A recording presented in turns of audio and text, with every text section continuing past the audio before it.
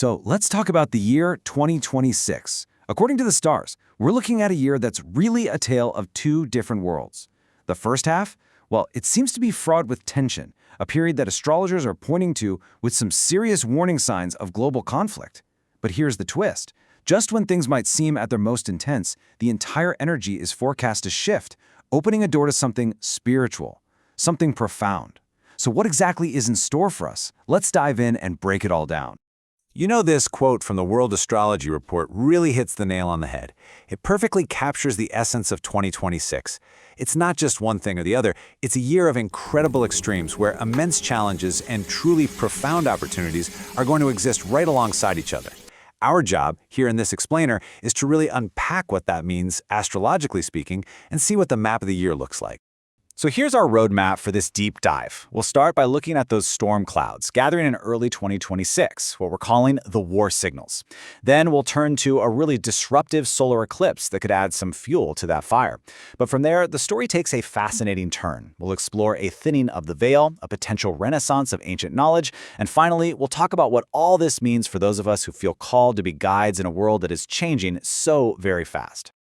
All right, let's get right into it, into the first act of this incredible astrological drama. The first few months of 2026 are just astrologically dense. They're packed with planetary transits that strongly suggest a significant ramp-up in geopolitical tension, and yes, the potential for major conflict on the world stage. Before we even get to the planets, we have to look at the context, at what's happening right here on Earth. For a long time, the world has operated under a very specific power structure, but that's changing. We're seeing the rise of a multipolar world. And if you look back through history, these kinds of power shifts are almost never smooth. They create friction. This unstable, shifting landscape is the real-world backdrop for the potent planetary alignments we're about to explore. Okay, so just look at this timeline for a moment. What's absolutely striking is how compressed all of this is. We're not talking about slow, developing themes. We're talking about four major, hard-hitting astrological shifts in the first 4 months of the year.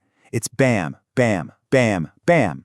Each one carries these heavy themes of conflict, power, and structural change. It's a rapid succession of powerful cosmic triggers, so let's take a closer look at each one. It all kicks off on January 26th. This is when Neptune, the planet that kind of governs the collective mood, our dreams, our ideals, but also our delusions, moves into Aries, the sign of the warrior. Think of Neptune as this great cosmic fog. And when that fog rolls into the fiery, impulsive, aggressive sign of Aries, well, things can get confusing and heated really fast. This energy can fuel righteous crusades and bold new ventures, but it can also fuel conflicts based on hazy ideals. And history does give us a warning here. The last time Neptune was in Aries, it coincided with the American Civil War. And right on the heels of that, we get this, a Mars-Pluto conjunction. Now, a conjunction is when two planets meet up, blending their energies. And this is not a gentle blend. You have Mars, the planet of action and war, meeting Pluto, the lord of the underworld, the planet of immense power, death, and transformation. It's like putting a lit match next to a stick of dynamite. This happens every 2 years and often coincides with violent events. But what's really noteworthy here is that it's happening in a part of the zodiac that is highly sensitive in Russia's national chart, suggesting they could be at the center of a major, power-related event. Then, of all days, on Valentine's Day, Saturn, the great taskmaster of the zodiac, also moves into Aries.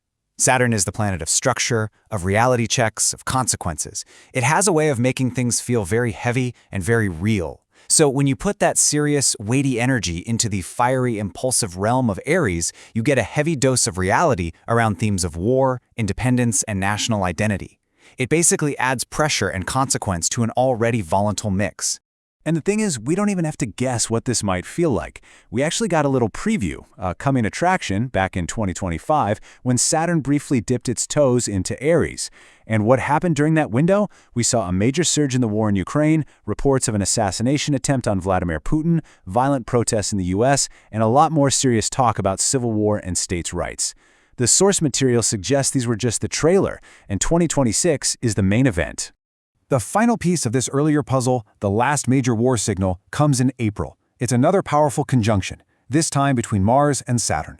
Now, you can think of this as putting your foot on the gas pedal and the brake at the exact same time. Mars wants to go, to act, to fight. Saturn wants to restrict, to limit, to say no.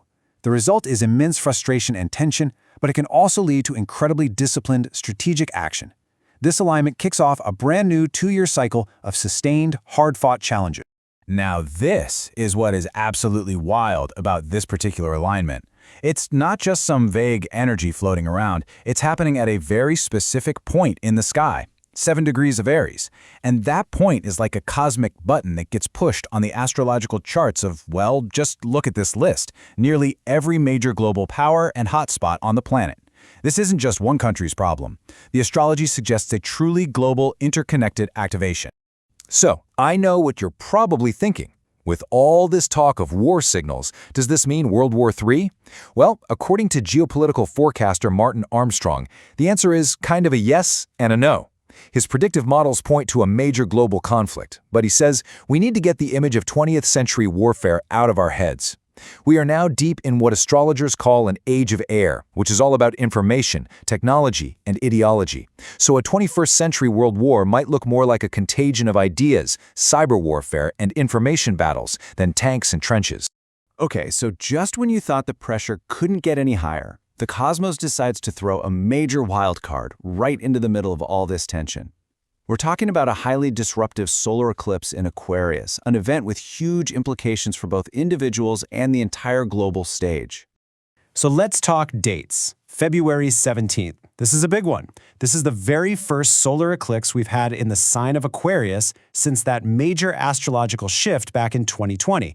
You remember that, right? The great conjunction of Jupiter and Saturn in Aquarius that kicked off a whole new 200-year cycle focused on air themes, technology, networks, humanity. Well, an eclipse in this sign is like pouring rocket fuel on that fire, radically accelerating the changes that this new era is bringing. And this is not a gentle, quiet eclipse. Oh no. Let's look at the ingredients in this cosmic recipe. First, you've got the eclipse in a tense, challenging angle to Uranus, the planet of shocks, rebellion, and expect the unexpected. Then Uranus itself is sitting right next to a famously volatile fixed star called Algol, which ancient astrologers associated with chaos. And just to top it all off, you throw Mars, the planet of war, into the mix. You put all that together, and you get a recipe for sudden, disruptive, and potentially quite volatile events. Now, what's interesting is how this eclipse energy seems to focus in on specific charts. And according to the source material, it's dialed directly into Donald Trump's personal birth chart. Specifically, it highlights a part of his chart that deals with partnerships and open enemies, which suggests this could be a time of a very public, very dramatic showdown with his opponent. And there's one more layer to this eclipse. And honestly, it's a little chilling. Astrologers can create a birth chart for almost anything, including the nuclear age, which they timed to the first successful nuclear fission experiment in 1942. This eclipse hits a very sensitive point in that chart. Now, this doesn't mean a specific outcome, but it strongly suggests that themes around nuclear technology, whether that's power or, more ominously, weapons, could become a major topic of conversation on the world stage around this time. Okay, I want you to just take a deep breath. Because after that incredibly intense, conflict-heavy start to the year, the entire story of this forecast makes a hard turn. The whole tone begins to shift. We move out of the peril and into the promise. We move from the realm of worldly conflict to the realm of the strange, the spiritual, and the magical. So what does that shift look like? Well, it begins just 3 days after that disruptive eclipse, on February 20th. We have a conjunction of Saturn and Neptune. This is a huge astrological signature for what many call a thinning of the veil. Think of it this way. Saturn represents everything that's solid, structured, physical reality. Neptune represents dreams, spirituality, fog, the unreal. When these two meet, the boundary between those worlds gets blurry. Solid structures can begin to feel like they're dissolving, while the dreamlike and the spectral can feel much more real. And if you're thinking that sounds a little out there, just look at the historical record. The last couple of times we had this exact alignment, we got, well, events that defy easy, rational explanation. In 1917, you had the miracle of the sun at Fatima, witnessed by tens of thousands of people. In 1952, you had mass UFO sightings over the White House in Washington, D.C. It really makes you wonder, what strange and incredible events are waiting for us this time around, in 2026? So this thinning of the veil isn't just about strange things happening. It's about what comes through that veil. And what the astrology suggests might come through is a genuine renaissance, a rebirth of knowledge, a rediscovery of ancient wisdom, and a dramatic expansion of how we see ourselves and our place in the cosmos. Now, the engine for this potential renaissance is a beautiful astrological pattern called a grand trine. You don't need to be an astrologer to get this. Just imagine the three heavy hitters of the outer solar system, Uranus, Neptune, and Pluto, all linking up in this beautiful, flowing, harmonious geometric pattern. This creates a powerful and sustained wave of energy that combines fiery, pioneering spirit with intellectual curiosity and revolutionary new ideas. It is an absolute recipe for major breakthroughs. And what's really fascinating is what this specific harmony seems to be about. These are the same planetary cycles that astrologers have long connected to what we might call high strangeness, the UFO phenomenon, the push for disclosure. But it's not just about flying saucers.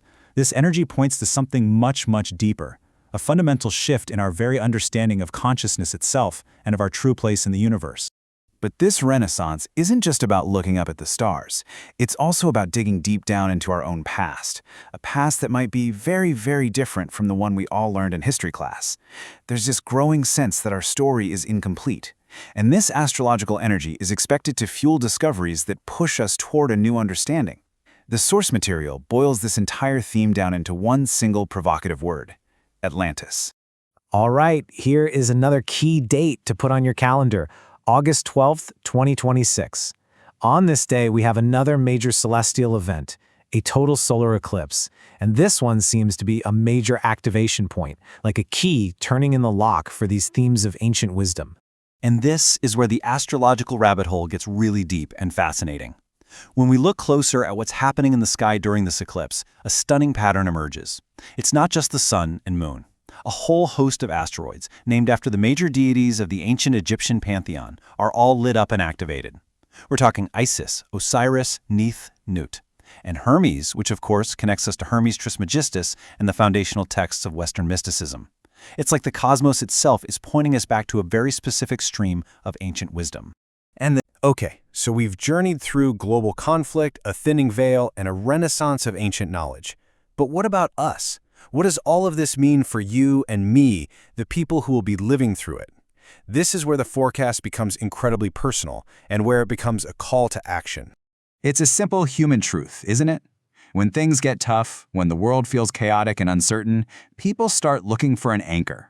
They don't just want data and news reports, they want meaning. They look for answers beyond the mainstream, and they seek out guides for reassurance and a connection to a deeper purpose. And this quote from the source really drives that point home. If you are someone who is involved in this kind of work, if you're an astrologer, a healer, a spiritual counselor, or maybe just the person all your friends come to for grounded advice, get ready, because the forecast for 2026 suggests that you are about to be very, very needed. Think about it. As all of this strange, wonderful, and sometimes unsettling stuff starts to bleed into the mainstream, a lot of people are going to be confused. They're going to need a map.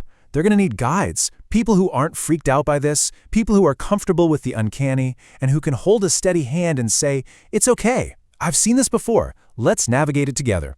And maybe, just maybe, that guide is you. And so we end with this final, powerful question. The astrology of 2026 describes a year of breakdown, but also breakthrough. The old, familiar structures begin to dissolve. The veil between what we think is real and what might actually be possible grows thin. And this isn't just a crisis. It is a profoundly creative moment. It leaves us in this wide-open space and asks us to consider, in the face of all this change, what new world, what new realities will we consciously choose to build together? The question isn't just what's going to happen to us, it's what will we choose to create. That, right there, is the peril and the promise of 2026.